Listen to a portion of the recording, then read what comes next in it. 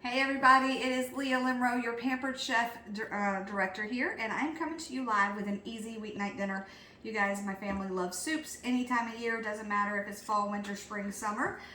We eat soup all the time, but all the time I'm busy. We have T-ball, we have scouts doing so many different things, so my handy blender here, whom I've named Carl, he is Carl the cooking blender, does it all. From beginning to end, I literally throw the ingredients in and I can walk away, and then after I make the soup and we're eating dinner, it cleans itself because all I have to do is put in a couple of drops of dish soap and fill it to the fill line and hit the button clean, and Carl will even clean up after himself. I don't know about y'all, but I call that a big win in my house. So easy, creamy potato soup that has hidden veggies in it. It's amazing. You can also add in our super veggies. Let me see if I have them ready for us. Probably not. Oh, yeah, I have it ready. So our super veggies is part of our enrichables, and adding a scoop, 2 or 3, will actually hide stuff from your kids and your family that are picky eaters and boost your veggies. It has, in this one, it comes with parsnip, broccoli, cauliflower, pumpkin, and mushroom, and it doesn't change the flavor. So score in my book. So we'll add a scoop of that at the end for add-in as well. But really, you start off with simply 2.5 cups of whatever broth you choose. You can use a vegetable broth to keep it protein meat-free. So I'm actually using chicken broth because I love chicken broth flavor. So there is 2.5 cups. These are our measure-all cups. They are phenomenal because you also can use the upside down side to put in like butter or sour cream, things that are ooey and gooey, and then just push it out inside there. All right, so we've got the chicken broth. That's 1. We've got 1.5 cups-ish, I do it a little bit bigger, of cubed potatoes that go straight on in. We've got like a half of a medium to a whole medium onion, literally, throw it in. We've got where's my knife here? Here's my coated utility knife. All of our knives do come with a sheath to keep it safe in the drawers. But we have 1 stalk of celery added into the veggies. We've got 1 medium carrot that I used our amazing veggie peeler. Super fun. I can do it with 1 hand even. And we're just going to chop that and put it right on in, you guys. This is so easy. Now the cheese, you're going to use about 4 ounces of sharp cheddar cheese and then 2 to 3 cloves of garlic.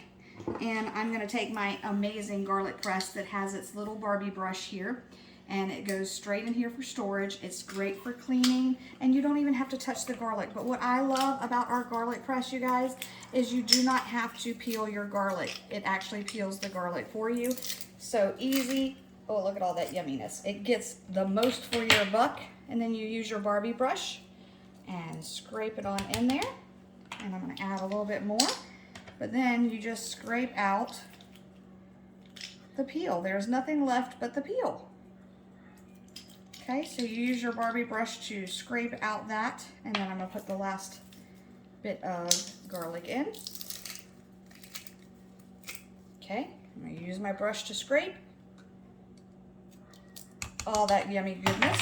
And then I'm gonna take fresh thyme. If you use fresh thyme, it's about a 1/4 teaspoon of fresh thyme.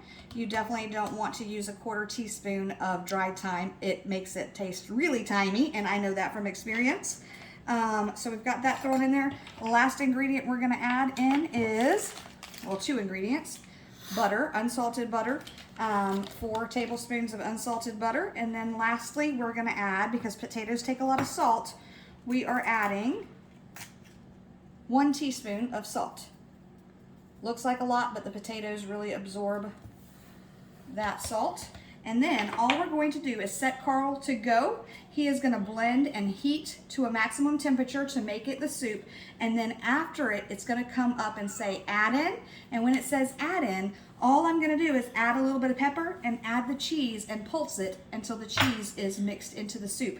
And what I also do at the end is I either pre-boil some other extra potatoes, because this makes a creamy soup, but my family loves the chunk of potatoes. So I will either pre-boil some potatoes to have them done and use my amazing new kitchen strainer that has the cute spoons on it, and I will drain that and then add it to it at the end, and then top it with bacon and maybe some chives and extra cheese if you're a cheeseaholic. You can also cheat and get the pre-canned of potatoes and just rinse and drain them and put them in at the end and let them warm, and you're good to go. So let's hear Carl in action real quick. So we're gonna put the lid on, and he does talk to us. So if I don't have my lid on right, like I don't now, it's telling me I need the lid. So if I were to put it on correctly, Carl talks to me and says, I'm ready to go. And now all I'm gonna do is turn it to the soup section. And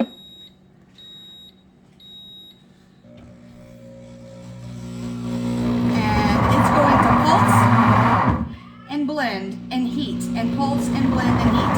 So the whole time it's not going to blend because sometimes it's just doing the heating element. This is the hottest powered heating blender on the market. It makes jams and nut butters and almond milks, and I love the caramel sauce in it. I've made squash soup in this. We love milkshakes in this. I also like the nice cream, make an ice cream made out of fruit and ice so that it's just creamy and smoothie, tastes just like it with added honey and sugar. But we're having amazing potato soup, and it's going to be done in about 35-40 minutes. So I can walk away and go deal with my kiddos who's already screaming for me in the bedroom. Thanks, y'all. Have a great night.